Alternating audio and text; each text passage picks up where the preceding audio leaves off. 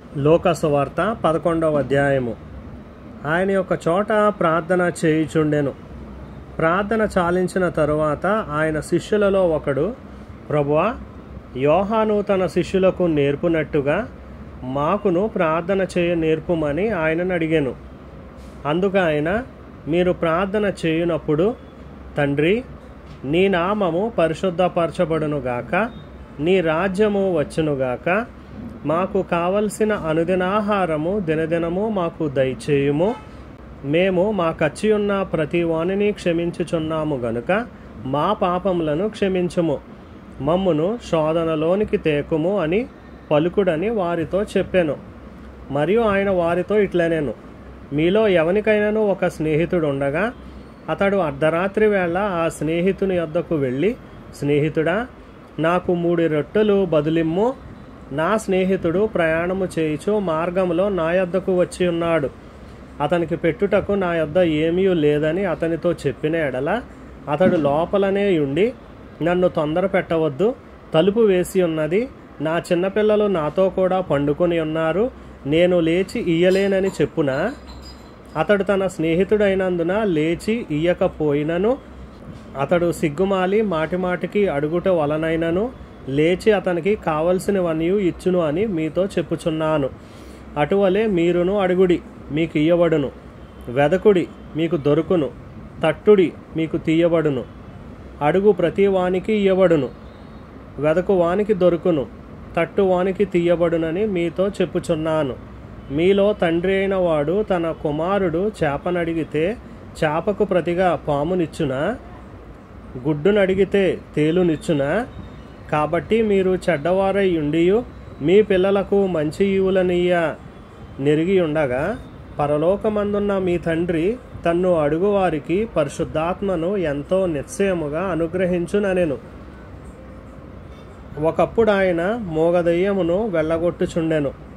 ఆ దెయ్యము వదిలిపోయిన తరువాత మోగవాడు మాటలాడెను గనుక జనసమూహములు ఆశ్చర్యపడెను. అయితే వారిలో కొందరు, వీడు దెయ్యములకు అధిపతి అయిన బయల్జెబూలు వలన దెయ్యములను వెళ్ళగొట్టుచున్నాడని చెప్పుకొనిరి. మరికొందరు ఆయనను శోధించుచు, పరలోకము నుండి ఒక సూచక క్రియను చూపుమని ఆయనను అడిగిరి. ఆయన వారి ఆలోచనలను ఎరిగి వారితో ఇట్లనెను, తనకు తానే వ్యతిరేకముగా వేరుపడిన ప్రతి రాజ్యమును పాడైపోవును, తనకు తానే విరోధమైన ఇల్లు కూలిపోవును.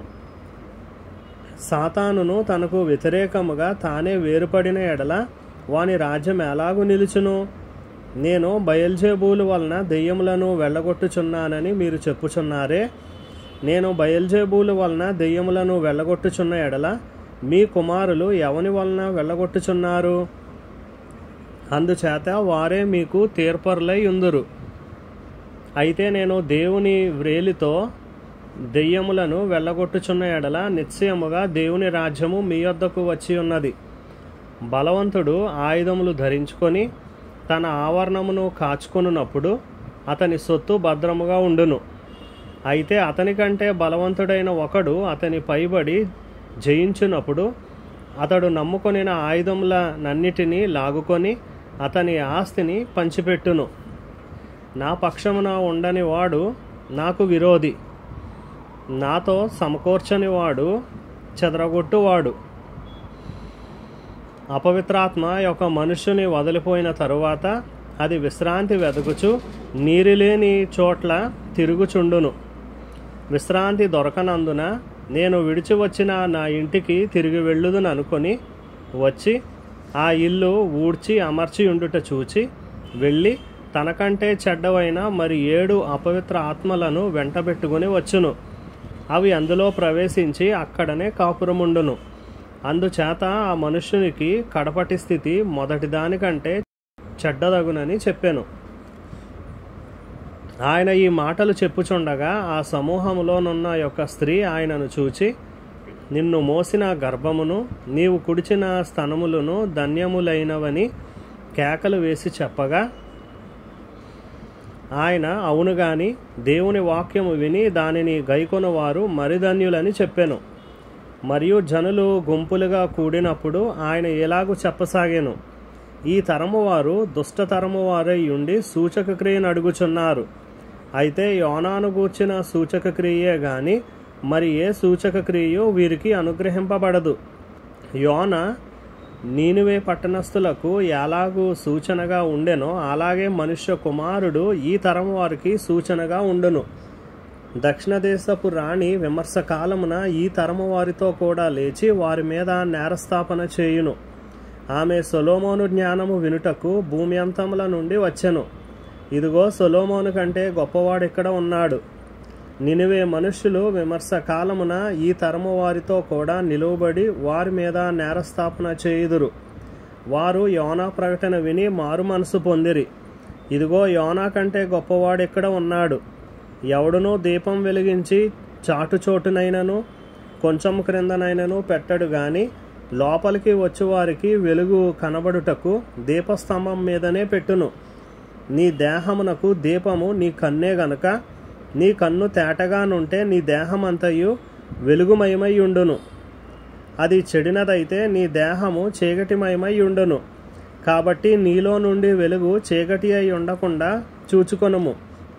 ఏ భాగమైనను చీకటి కాక నీ దేహమంతయు వెలుగుమయమైతే దీపము తన కాంతి వలన నీకు వెలుగిచ్చినప్పుడు ఎలాగుండునో అలాగూ దేహమంతయు వెలుగుమయమై ఉండునని చెప్పాను. ఆయన మాట్లాడుచుండగా ఒక పరిసయుడు తనతో కూడా భోజనము చేయమని ఆయనను పిలువగా ఆయన లోపలికి వెళ్ళి భోజన పంక్తిని కూర్చుండెను. ఆయన భోజనమునకు ముందుగా స్నానము చేయలేదని ఆ పరిసయుడు చూచి ఆశ్చర్యపడెను. అందుకు ప్రభు ఇట్లనెను, పరిసయులైన మీరు గిన్నెయు పల్లెమును వెలుపల శుద్ధి చేయుదురు గాని మీ అంతరంగము దోపుతోనూ చెడుతనముతోనూ నిండి ఉన్నది. అవివేకులారా, వెలుపలి భాగమును చేసినవాడు లోపటి భాగమును చేయలేదా? కాగా మీకు కలిగినవి ధర్మము చేయుడి, అప్పుడు మీకన్నీయు శుద్ధిగా ఉండును. అయ్యో పరిసయులారా, మీరు పుదీనా సదాప మొదలైన ప్రతి కూరలోనూ 10వ వంతు చెల్లించుచున్నారే గాని న్యాయమును దేవుని ప్రేమను విడిచిపెట్టుచున్నారు. వాటిని మానక వీటిని చేయవలసి ఉన్నది. అయ్యో పరిసయులారా, మీరు సమాజ మందిరములలో అగ్రపీఠములను సంత వీధులలో వందనములను కోరుచున్నారు. అయ్యో, మీరు కనబడని సమాధుల వలె ఉన్నారు. వాటి మీద నడుచు మనుష్యులు అవి సమాధులని ఎరుగరనెను.